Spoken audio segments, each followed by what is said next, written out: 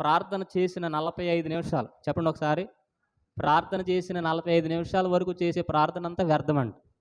ఎందుకంటే ఈ 45 నిమిషాల ప్రార్థనలో మన గురించి, మన కుటుంబం గురించి, మన పిల్లల గురించి, మన భవిష్యత్తు గురించి, ప్రభా నాకు అదివ్వు, ఇదివ్వు అని మన కోరికలే ఉంటాయి తప్ప దేవుని ఉద్దేశం, దేవుని ప్రణాళిక, దేవుని చిత్తం అనేది ఉండదు.